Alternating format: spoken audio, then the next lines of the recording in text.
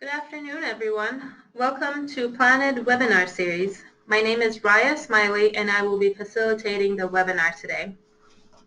This is the 7th in the 2016 Basics webinar series, and PlanIt is the Council's effort to provide educational opportunities for the 2040 Comprehensive Plan Update planning process.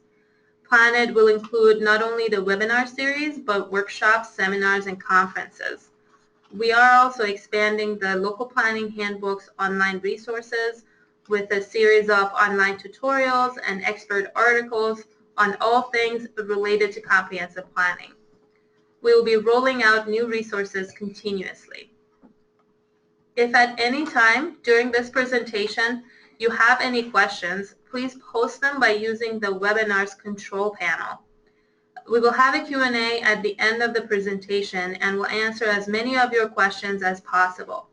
Also, there's a resources sheet attached as a handout where you can find useful links mentioned in this webinar. Today's session is Local Planning, the Regional Bicycle Transportation Network, and Regional Trails. We will be talking about the background and requirements for the RBTN and regional trails in comprehensive plan updates. So now let me briefly introduce you to the presenters for today's webinar. Steve Elmer. Hello, everyone. Is a planning analyst and has more than 25 years of public and private sector experience in multimodal transportation planning. He currently leads bicycle and pedestrian planning efforts at the Council. Steve managed a regional bicycle system study for the Council and led the effort to incorporate the regional bicycle transportation network into the transportation policy plan. Jane Youngquist. Good afternoon. Is a planning analyst at the Metropolitan Council. She has 20 years of public and private sector planning experience, including 10 years at the Council. She facilitates long-range planning for the regional park system and co-led the planning process for development of the 2040 Regional Parks Policy Plan. She provides planning, policy, and technical assistance to the 10 regional park implementing agencies and reviews regional park and trail master plans, as well as local comprehensive plans, plan amendments, and environmental documents. Steve, I'll turn it over to you to begin the presentation. Thank you, Raya. Over the last 10 years or more, bicycling has been growing in popularity and regional importance for a variety of reasons that relate to transportation, public health, and recreational pursuits. Two of the Met Council's 4 system policy plans deal directly with the planning of bicycle infrastructure. The Transportation Policy Plan, or TPP, views bicycling as a critical and increasingly prominent mode of travel for the region. A new official regional network, the Regional Bicycle Transportation Network, or RBTN, has been designated in the TPP and is the region's vision for regional bicycle transportation. The Regional Parks Policy Plan addresses bicycling as a recreational component to a quality and healthy lifestyle and is the defining plan for the development of the Twin Cities system of regional trails. The purpose of this webinar today is to highlight the similarities and differences of the RBTN and the regional trails system and to specify the Met Council's expectations for local comprehensive plans with respect to these different but complementary networks. Here is the order of our webinar topics today. I will first provide you with some background information on the development, purpose, and characteristics of the Regional Bicycle Transportation Network. Jan will then talk in detail about planning for our system of regional trails, and at that point, Jan and I will follow a tag team approach to compare the RBTN and regional trails, provide details on comp plan requirements, and to highlight a few ongoing Met Council planning efforts and additional resources. So I will begin with the Regional Bicycle Transportation Network segment by providing you with some relevant background and context. Thinking generally about regional bicycle planning at the Met Council, we serve multiple roles in coordination and policy planning. First and foremost of these roles is to work with our transportation and local agency partners to develop policies that support and encourage bicycling as a mode of travel and support the development of bicycle-specific infrastructure. The result of that work is in Chapter 7, the bicycle investment element of the Transportation Policy Plan. We are working with local partners and MnDOT to plan and coordinate on projects that will implement segments and direct connections on the regional bike network. And part of that process may include identifying opportunities to address conflicts between transportation modes and the users of those modes. And lastly, through good regional coordination, we work to ensure connectivity between cities' trail systems and to achieve consistency and continuity in on-street facility treatments on bikeways that cross city or county lines. I want to talk now about the Regional Bicycle System study we conducted in 2013, and this was the precursor to the RBTN. The purpose of that study was to define a set of regional corridors with potentially high demand for bicycle travel.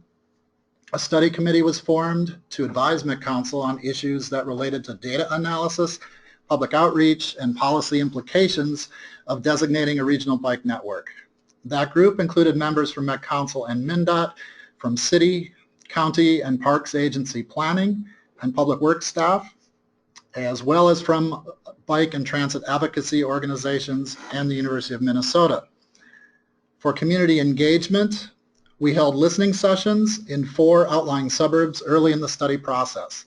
We also held 2 rounds of public workshops in Minneapolis and St. Paul to get direct input from local cyclists at key decision points in the study. There was also an interactive mapping tool made available throughout the study for the public to register their preferred bicycling routes and to identify the major obstacles or safety issues they encountered.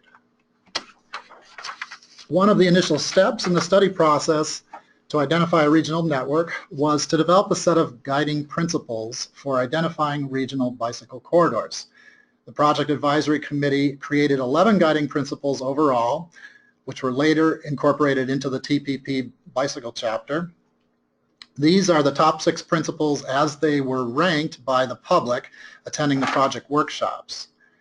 The key themes from these top principles include eliminating network barriers and gaps, providing a safe and continuous connections to regional destinations and the regional transit system, accommodating cyclists of all ages and abilities, integrating projects into existing and planned infrastructure, and increasing bicycle mode share. I will come back to these guiding principles later in the webinar to share some ideas about how they could be applied in your local bike plans. In addition to the guiding principles, the project team identified analysis factors to be applied as criteria for comparing and ranking prospective bicycle corridors. These were the key factors applied through a GIS-based scoring process that ultimately determined which corridors would be included in the RBTN. Population density was seen as a strong indicator of potential bicycle demand. Connectivity of the corridor was a very strong component of the analysis as well. In particular, connections to regional destinations and job clusters were identified through the Thrive 2040 plan, and connections to regional transitways and bus transit centers were analyzed through GIS. Corridor accessibility to areas of concentrated poverty was also analyzed in terms of equity, along with geographic balance across the region. The Bikeways network coming out of the regional study was refined based on meetings with local planners and in response to comments received via the community outreach process for the TPP update in 2014. The RBTN was then incorporated and adopted in the 2040 TPP for the purpose of establishing an integrated, seamless network of on-street bikeways and off-road trails, for providing the long-range vision to implement a backbone arterial network for daily regional bicycle transportation needs, and for encouraging the planning and implementation of future regional bikeways by cities, counties, park agencies, and the state in support of the RBTN vision. Similar to planning for our minor arterial highway system, we anticipate that local bikeway systems will be planned to complement the regional bike network. So this is the resulting bicycle transportation network vision that was established in the last TPP in 2015. The network is made up of a series of specific alignments and broad planning corridors, which I will discuss in more detail in a moment. In addition to corridors and alignments, the RBTN vision includes the regional destinations the network is intended to connect. These include the metropolitan, regional, and sub-regional job clusters that were identified during the development of Thrive 2040, high schools of more than 2,000 students, major colleges and universities with higher than 2,000 enrollments, major sport and entertainment venues, and the top 20 most highly visited regional parks. There are nearly 1,300 miles of designated regional bicycle network corridors and alignments across the Twin Cities region. This compares very favorably with other metropolitan regions around the nation that have established regional bicycle networks. The RBTN alignments were based primarily on where there are existing or planned off-road trails or on-street bikeways identified in local plans, or where there was general agreement through agency coordination about a specific roadway that may provide the only logical and feasible alignment for a given corridor. The network corridors on the RBTN were identified where there is existing high demand or the potential for high demand for transportation-related bicycle trips, where specific alignments are yet to be designated, and where they provide mid to long-range connections to and between the major regional destinations identified in the RBTN vision. These corridor bands are half a mile wide in the core cities and 1 mile wide in the suburban and rural areas of the metro. The advantage of including corridors is that it gives cities and counties the flexibility to determine the best and most feasible alignment in context to the local corridor through the local planning process. Both RBTN corridors and alignments have been assigned into 2 priority tiers based on the composite scores that resulted from the GIS factors analysis I described earlier. Tier 1 corridors and alignments are given the highest regional priority for planning and investment. And now I will hand it off to Jan, who will talk in detail about planning for regional trails. Great, thanks, Steve. Our regional trails are part of the overall regional parks system. The Council leads system and policy planning for regional parks and trails through the Regional Parks Policy Plan. The 2040 Regional Parks Policy Plan is the guiding document for the system, and it includes policies related to recreation activities and facilities, siting and acquisition of regional parks and trails, planning, finance, and system protection. The Metropolitan Council determines which trails in the metropolitan area are part of the regional system, which is done through our 2040 system plan. The Council also reviews and approves regional trail master plans and provides funding assistance for acquisition and development of regional trail corridors. We have an amazing system of 40 regional trail corridors that span more than 360 miles. These trails are designed to connect all units of the regional park system together, including regional parks, park reserves, and regional trails, which has helped create a nationally renowned regional park system which is unlike any other in the country. Our regional trails are intended for a variety of uses, including walking, biking, and inline skating. In addition to recreation, many of our regional trails serve as transportation or commuting routes. The Regional Parks Policy Plan identifies 2 types of regional trails, destination trails and linking trails. Destination trails are typically located as part of wide corridors that include high-quality natural resources and water bodies where the trail itself is a great destination. Many times, these trails take winding routes to allow users to enjoy their recreational nature as well as to protect the natural resources within the corridor. Examples of destination trails in the region include Minnehaha Parkway Regional Trail in Minneapolis, Rice Creek West Regional Trail in Fridley and New Brighton, and Rush Creek Regional Trail in Brooklyn Park and Maple Grove. Although all regional trails are designed to connect regional parks and trails to one another, this connection is the primary purpose of linking regional trails. Linking trails frequently run parallel to roadways and consist of a 10-foot wide trail with 2 to 3 foot wide clear zones on either side. Many times, linking regional trails are developed in conjunction with roadway projects. The Regional Parks Policy Plan also includes a requirement that parallel linking regional trails be at least 1.5 miles apart so as not to overlap service areas. Highway 96 Regional Trail in northern Ramsey County is an example of a linking regional trail. However, these categories of regional trails are not mutually exclusive. Where possible, linking trails incorporate high-quality natural resources, while some destination trails have segments that are parallel to roadways. The Met Council supports the regional park system, but does not own or operate any regional parks or trails.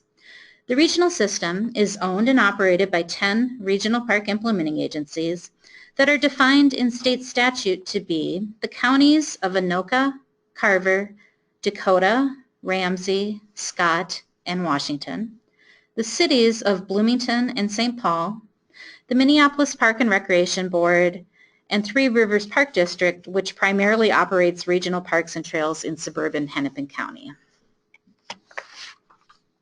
The Council partners with the regional park implementing agencies to implement the policy plan's vision for the regional trail system. The implementing agencies' roles are to develop master plans for regional trails, acquire land, develop, and rehabilitate the trails.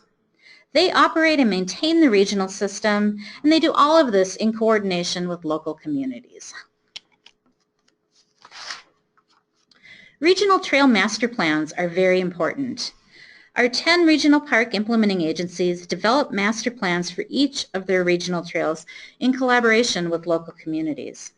The master plans rely on public engagement to help determine regional trail alignments and associated amenities, and also identify land acquisition or easement needs and estimated development costs. The Met Council reviews each master plan based on requirements outlined in the 2040 Regional Parks Policy Plan. Upon approval of the master plan by the Council, implementing agencies are eligible to receive funding for the acquisition and development that is proposed in the Trail Master Plan. Additionally, after the Council has approved a master plan, the approved trail alignments need to be acknowledged in local communities' comprehensive plans.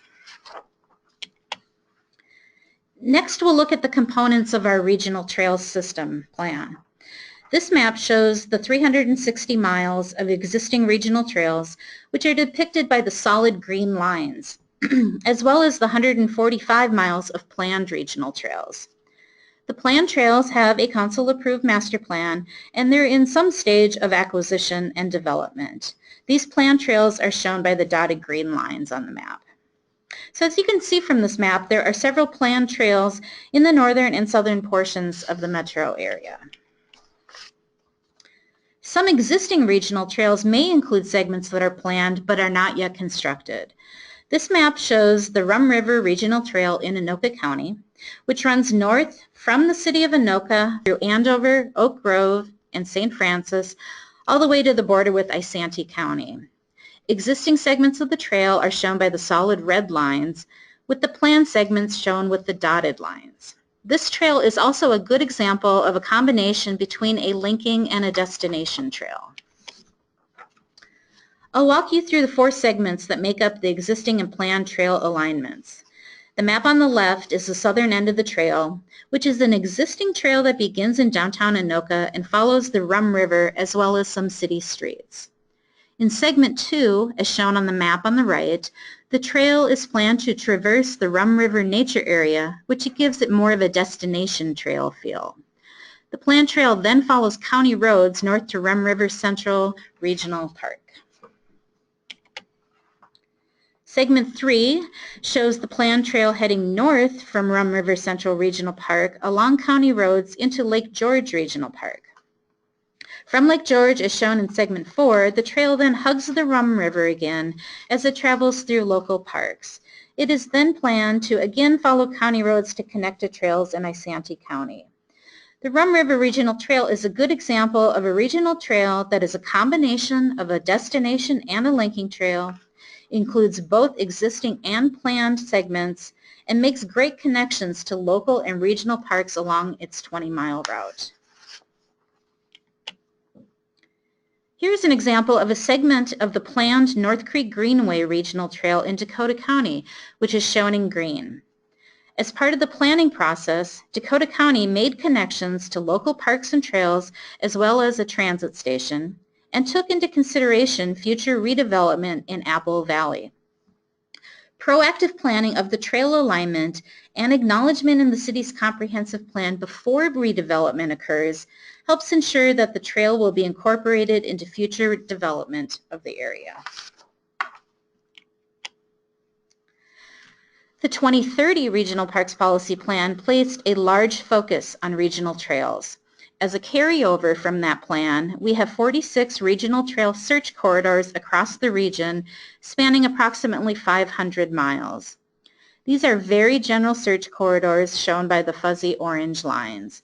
The search corridors are intended to provide connections between our regional parks and trails, but do not necessarily depict trail alignments. As I mentioned, the mapping of the search corridors is very general. Through the master planning process, implementing agencies work with local communities to identify trail routes, paying attention to natural resources and other local planning considerations. Here is an example that illustrates how a general search corridor that was identified to connect Elm Creek and Crowhassan Park Reserves evolved into a planned trail alignment. The Regional Trail Search Corridor, as identified in the 2030 Regional Parks Policy Plan, is shown in orange. Three Rivers Park District completed a master planning process for the Rush Creek Regional Trail. The planned alignment is shown by the dotted red lines and was designed to follow Rush Creek and serve as a destination trail. Please note that if a trail alignment has been planned, you do not need to show the search corridor in your comprehensive plan. Although the 2040 Regional Parks Policy Plan primarily focused on policy development, there are some additions to the 2040 System Plan. There are 10 Regional Trail Search Corridor System additions spanning approximately 111 miles. These are also very general search corridors and are shown by the fuzzy light purple lines. As with the other search corridors, future trail alignments will be determined through a master planning process led by the implementing agencies in coordination with local communities. In addition to regional trails, there are 4 state trails in the metropolitan area, including the Browns Creek, Gateway, Loose Line, and Minnesota Valley State Trails. These trails are owned and operated by the Minnesota Department of Natural Resources. State trails complement the regional trail system and are afforded protection through our 2040 Regional Parks Policy Plan. Therefore, state trails must also be acknowledged and mapped in local comprehensive plans. All of these mapping layers put together comprise the 2040 Regional System Plan. Our vision for 2040 includes approximately 1,100 miles of interconnected regional parks and trails throughout the metropolitan area. The key changes in the 2040 Regional Parks Policy Plan that affect local communities have to do with the regional trail search corridors. All proposed regional trails that are not open to the public and do not have a council-approved master plan are represented by a general regional trail search corridor. In the 2030 policy plan, there was another mapping category for proposed trails. Proposed trails did not have an approved alignment, but were depicted with a proposed alignment. This caused a lot of confusion, so we changed these to general search corridors, as shown by the orange lines on the system plan map. Any proposed regional trails from your 2030 comp plan that have not been master planned need to be shown as regional trail search corridors in your 2040 comprehensive plan. And the other key change is the new 2040 Regional Trail Search Corridor additions I described previously, which are shown by the light purple lines. Now that you've heard the details about the individual RBTN and regional trails networks, Let's take a look at how the two networks overlap and complement each other. The RBTN and the Regional Trails Network have a number of similarities, but also have some distinctive differences. The RBTN consists of both on-street bikeways and off-road trails, while regional trails are primarily off-road facilities. The Regional Trail Network places a priority on aesthetics and connections between regional parks and trails, while the RBTN places a higher value on the directness of the route over aesthetics, and was identified to provide connections to and between the regional destinations that Steve described earlier. As its name implies, the Regional Bicycle Transportation Network is for bicycle use. While regional trails are heavily used by bicyclists, they are also intended to serve multiple uses, including walking and inline skating. The RBTN is constructed and operated by cities and counties. The regional trail system is constructed and operated by regional park implementing agencies. And finally, one of the key distinctions is that future RBTN alignments must be within and along the RBTN corridors, while future regional trail alignments may be, but do not need to be, within the general regional trail search corridors. The existing network of regional trails was an important base input to developing the RBTN. The purpose of this map is to show you how the RBTN alignments and corridors, both shown here by the green bands, overlap with the existing and planned regional trails system. You can see there is a high incidence of existing and planned regional trails, which are shown as the blue and purple dashed lines, that directly align with the RBTN alignments and corridors. These overlapping network segments were determined to be where the regional trail demonstrated a high level of transportation-related use or a high potential of transportation demand in the case of planned trails. In practice, the RBTN, the regional trail system, and local bikeway networks will complement one another to serve the overall bicycle transportation and recreation needs of the region. Now we want to touch on some fundamental funding differences between the RBTN and regional trails. For RBTN facilities, local agency funds are used to construct both on-street and off-road bikeways, often in conjunction with city or county road projects. Minnesota Department of Transportation funds are often used to implement on and off-road bikeways as well if the bikeway is on, runs beside, or crosses a trunk highway. Another primary source of funding for RBTN facilities are federal transportation funds allocated by the Council's Transportation Advisory Board, or TAB. This regional allocation of federal dollars is a competitive program known as the regional solicitation. It is available to fund projects proposed by all levels of government and occurs every 2 years. Regional trails, as well as state and other off-road trails, are eligible for these federal funds if they can demonstrate a transportation purpose. Of particular importance to cities and counties is the fact that local trail and on-street bikeway projects that complete a segment of or connect directly to the RBTN are given priority through the regional solicitation process. Funding packages for development of the regional trails come from a variety of different sources.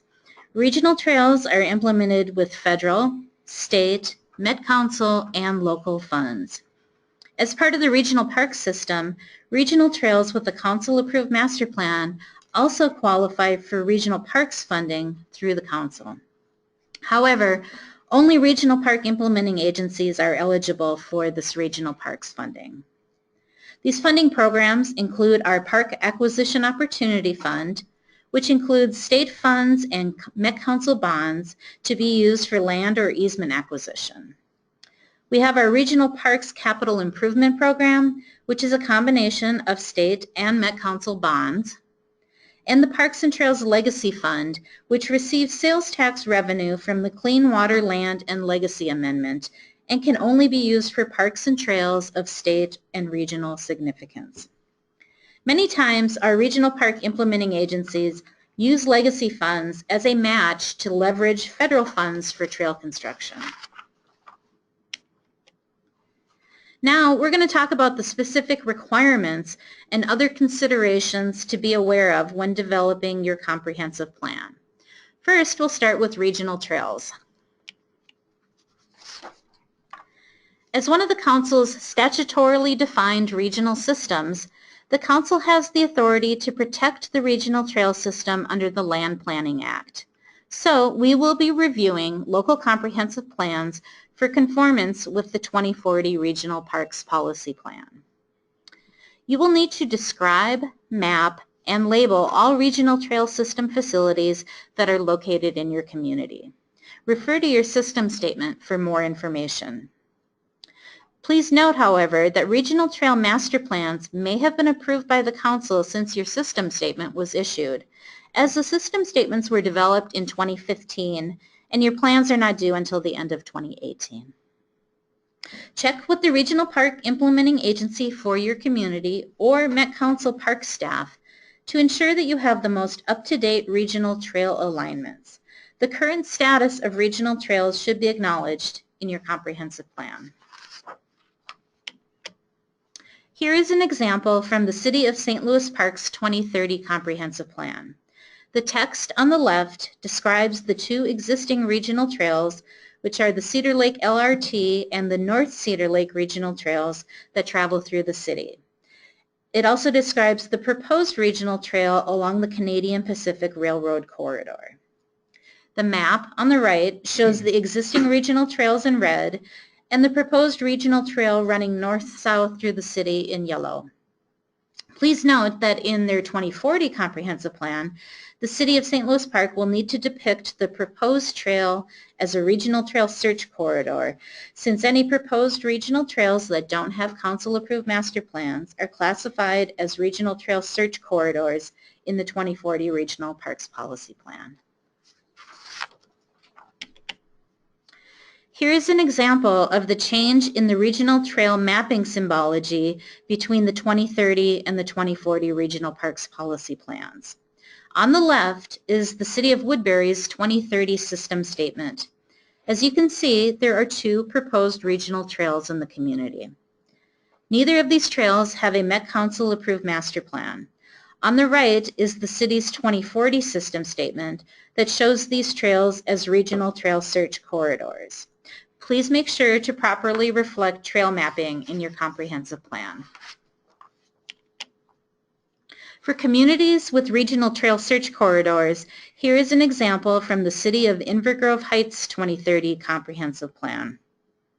The text on the right describes the search corridor and the connections it intends to make between Lebanon Hills Regional Park and the South Urban Regional Trail. It also states that the city will work with Dakota County, the Regional Park Implementing Agency, to develop the trail.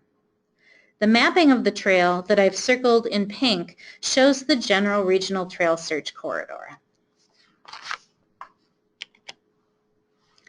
If there are no regional trails or search corridors in your community, please state that fact in your comprehensive plan. You will also need to describe, map, and label any state trails that are located in your community. Many regional trails are linear elements that are simply mapped in your parks chapter. However, some regional trails, especially destination trails, have parcels that are part of the overall regional trail corridor. These parcels will need to be acknowledged in the land use section of your comprehensive plan.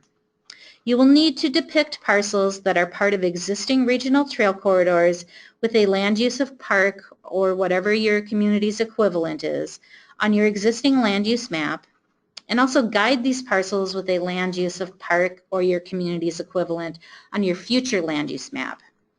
The Rice Creek North Regional Trail in Arden Hills and Shoreview is a good example of a destination regional trail that is part of a larger corridor.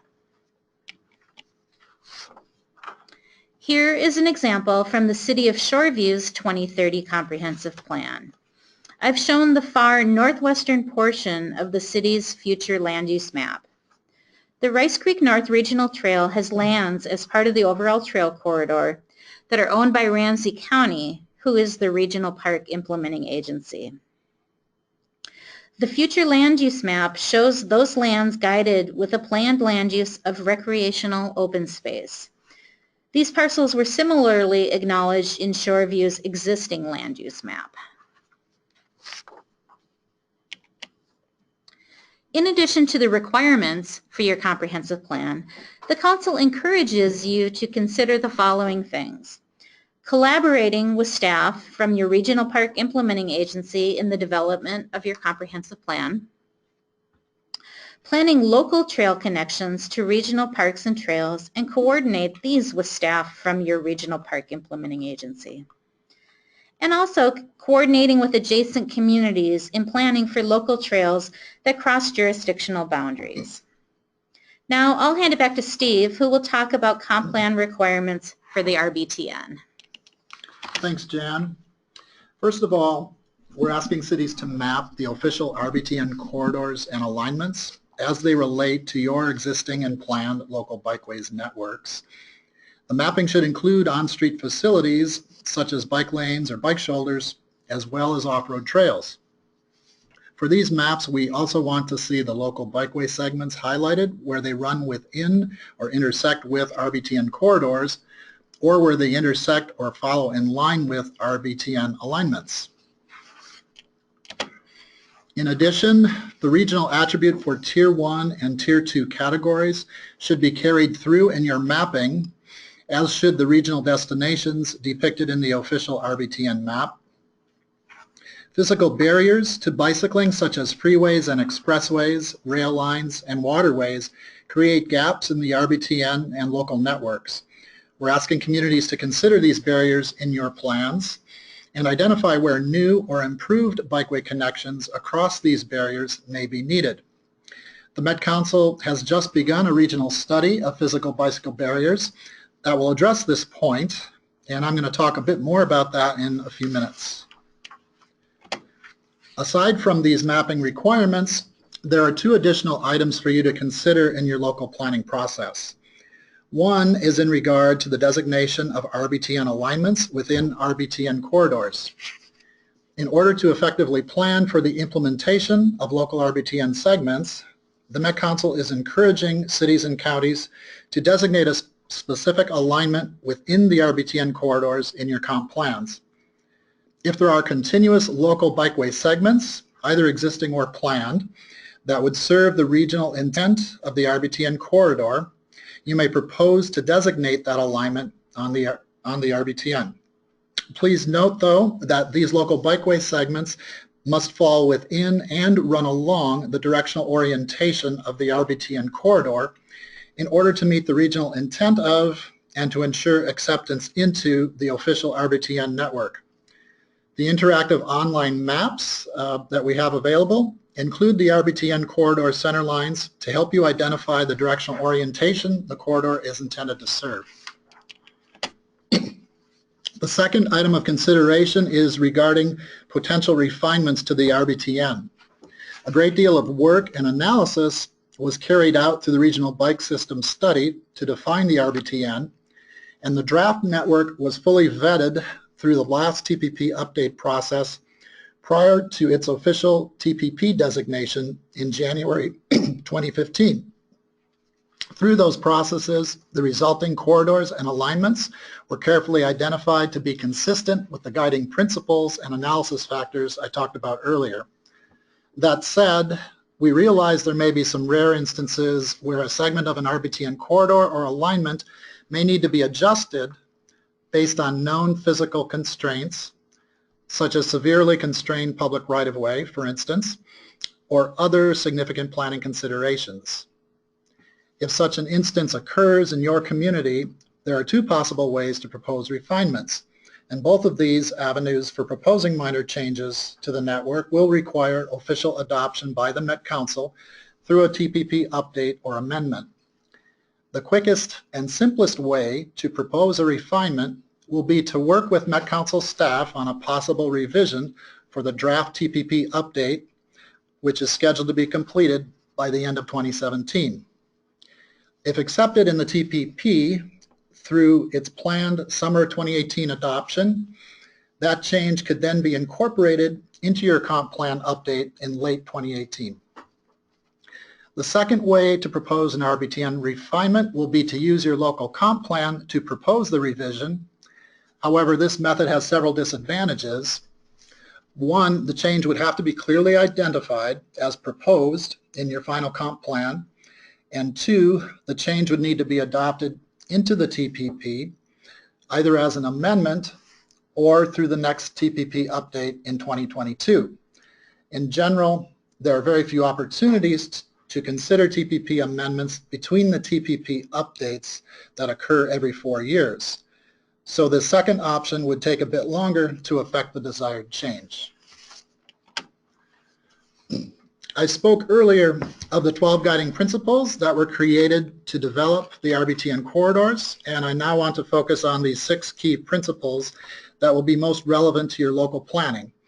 And hopefully I will give you some ideas about how they might be applied in your local bike and comprehensive plans.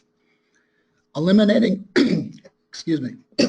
eliminating physical barriers to bicycling, like freeways, rail lines, and waterways, should be an important part of any long-range plan, as should addressing any bicycle network gaps.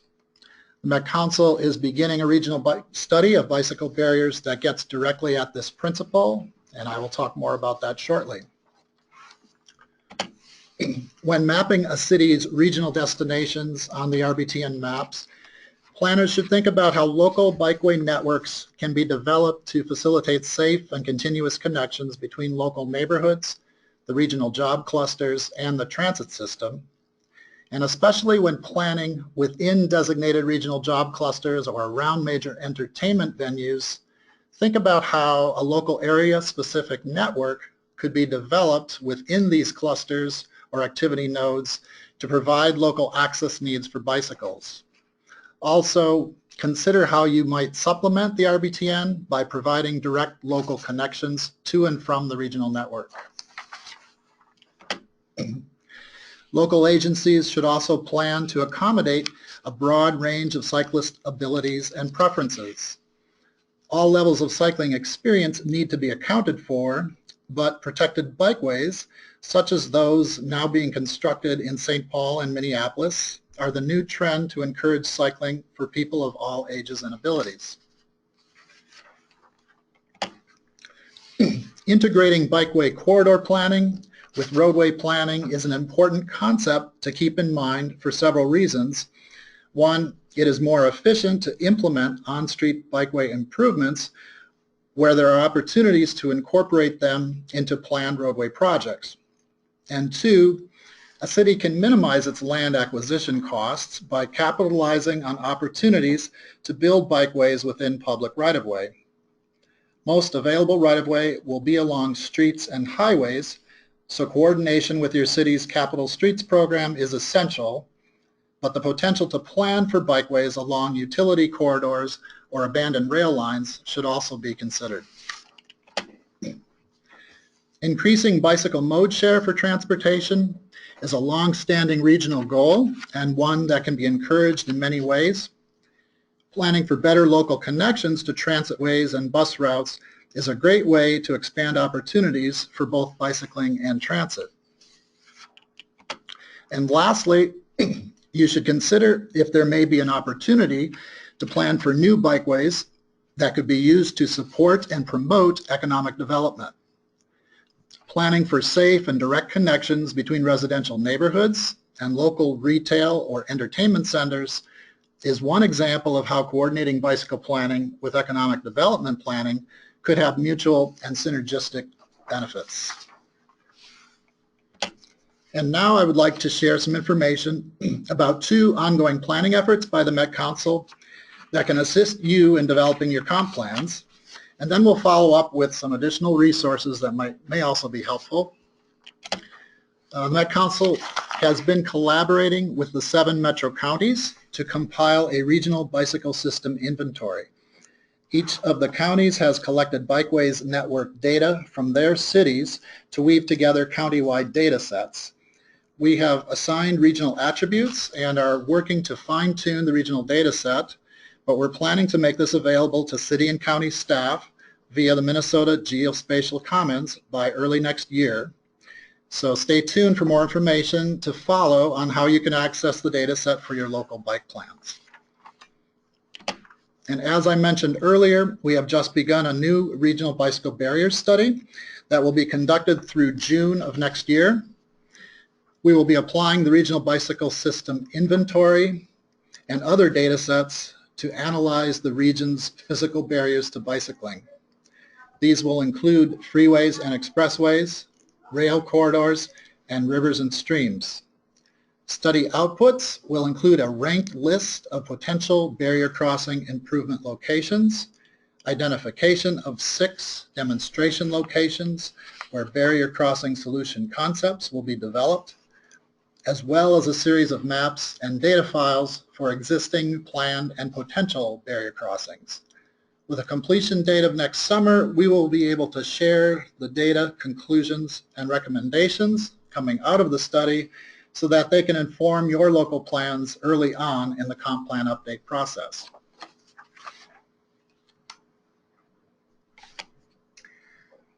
Great. Thank you, Steve and Jan. I have a few things to mention before we move on to questions. Here are a few of the links to resources that may have been mentioned during the presentation today. The Local Planning Handbook in particular is a key resource for comprehensive plan updates. The PlanIt page has the most current information available on upcoming events, and we also post notices for other regional events that are informative about comprehensive plan topics. Minnesota Geospatial Commons is where you can download GIS shapefiles for your mapping purposes. You can also find a zipped file that includes a package of your community's shapefiles on the community pages of the Local Planning Handbook. The handbook's interactive mapping tool allows you to create customized maps for your community. You can refer to the tutorial on how to use this tool on the PlanIt page of the handbook. Also, please refer to the handout to this webinar that includes many more resources links.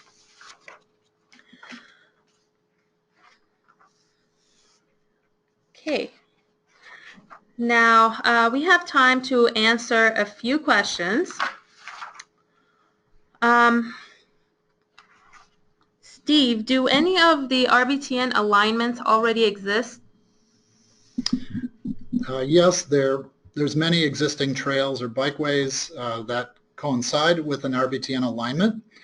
We'll be able to show these overlaps, where these overlaps exist more effectively using the newly created Regional Bicycle System Inventory that I spoke about in detail. So existing regional trails that are RBTN alignments can be determined with the online interactive maps that are available. Thank you. Who is in charge of maintaining RBTN trails when they cross jurisdictional boundaries? Trails and on-street bikeways that are on the RBTN, they're maintained by whatever city, county, or parks agency that has ownership of the trail or the roadway, unless there's a specific maintenance agreement that delegates the maintenance function to a partner agency. Thank you. You mentioned earlier about RBTN tiers 1 and 2. What is exactly the difference between these two tiers? The assignment of tiers, that was based on the corridor analysis factors that I described earlier, which included bicycle travel demand, employment density, population density, proximity to transitways and bus routes, among other factors. The corridors with the higher composite scores that resulted from that analysis were designated as Tier 1. The only practical difference in the tiers is in the level of priority in regional bicycle planning and investment, And the Tier 1 alignments and corridors are assigned the highest priority for planning and investment. Thank you.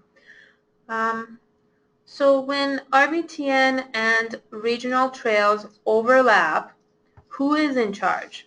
Is it the park implementing agency or the local government? And what about the funding source in that situation? So if it's a regional trail, the regional park implementing agency with jurisdiction will have the lead in planning, constructing, and maintaining the trail. Any other trail or on-street bikeway that's on the RBTN will be implemented and maintained by the local trail or roadway authority. The question asked about funding, it's somewhat complex, and we discussed it during the webinar, but the bottom line is that regional trails are eligible for regional parks system funding, and only trails and bikeways used for transportation purposes are eligible for federal transportation funds. Thank you. So now what is the advantage of planning trail and bikeway projects to implement segments on the RBTN? That's a great question. Most significantly, there's a funding advantage for RBTN projects that are applying for federal transportation funds through our regional solicitation that's allocated by the tab. The projects that implement Tier 1 segments, Tier 2 segments, or direct connections to the RBTN receive more points than other projects that are only found in local plans. And it's a significant amount of points, extra points they receive as the regional priority. In addition, and from a planning perspective, by connecting local bikeway networks to the RBTN, you will be enhancing the bike connections of your city to neighborhoods and commercial centers, or to other nearby cities and to major destinations across the region. Are there any funding mechanisms available if a community wants to construct a local bike trail system? Yes, funding is, in general, is much more available if the trail or bikeway project will play a regional role. Again, projects that incorporate segments of the RBTN or connect to it are prioritized in regional solicitation to award federal transportation dollars. In addition, Safe Routes to School is another funding category through the regional solicitation. So those funds could be used if the school district or local agency has a bikeways plan to improve connections and or the safety for children biking or walking, for that matter, to school. The use of state aid funds is another possibility along county or municipal state aid routes in your community. And that option would not increase the amount of state aid funding, but those funds could be applied for trails along those roadways. And of course, then there's the city's property tax base is another option, and that would have a higher level of flexibility in the type of trail or location where that project could be funded. So I'll jump in on this one too. As mentioned during the webinar, regional trails with a council-approved master plan are eligible for regional parks funding.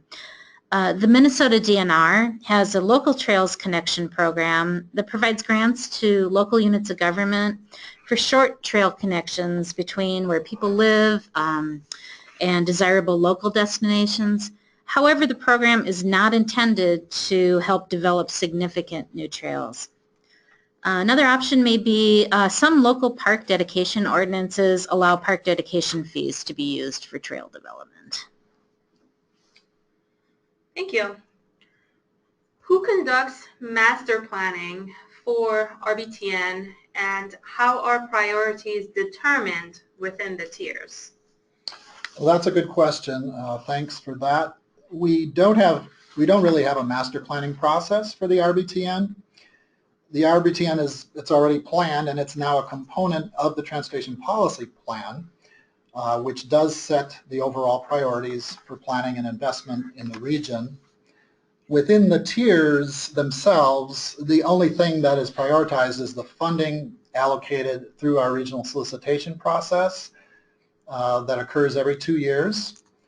There are scoring prioritization criteria that have been incorporated for the RBTN, such that projects that are on Tier 1 or Tier 2 alignments and corridors get different points allotted to them through that process. So there is a prioritization here through the funding that is made available through our regional solicitation. So with regard to regional trails, as I mentioned before, master plans are developed by the park implementing agencies in coordination with local communities. The implementing agencies set priorities for construction of regional trail alignments as funding becomes available. Thank you. So you talked about trail parcels. What if a trail parcel is not yet in public ownership? Does it have to be guided as open space? This is a great question. Thank you very much. So with regard to regional trail planning, we don't require that parcels identified with planned regional trail corridors that aren't yet acquired be guided with the future land use of park. Now this is different than what we do with regional park master plans because entire parcels are identified to be within the boundary of regional parks. So therefore we require the future land use of those parcels be guided as park. The regional trail corridors, however, they can be acquired in a number of different ways. They don't necessarily require acquisition of an entire parcel. So a park agency may acquire an easement or the right to use a portion of the parcel without having to buy an entire piece of land. So if a parcel is owned by a regional park implementing agency or another local government and it's part of an existing regional trail corridor, that's when we require existing and future land use to reflect the park and open space use of that parcel. We don't require that for planned trail corridors. Thank you. Can you help describe how cities work across jurisdictional boundaries to implement regional planning for bicycle transportation? This could prove challenging if neighboring cities or implementing agencies have different priorities. Okay, I'll start with the RBTN that we coordinate here at Met Council. That's really the purpose of the RBTN in our regional plan, to get that intercity coordination going if we need to. Like if there's an issue or a problem or a conflict or some level of inconsistency across the jurisdictional boundaries, then we might want to commence a meeting and have a discussion about it. And obviously we're kind of advisors to the process because the local planners are the ones who determine what is good for and is needed in the community. But we want to make sure that everyone is aware of what the regional priorities are for that corridor and how we might problem solve as to how that might come about in each of these cities.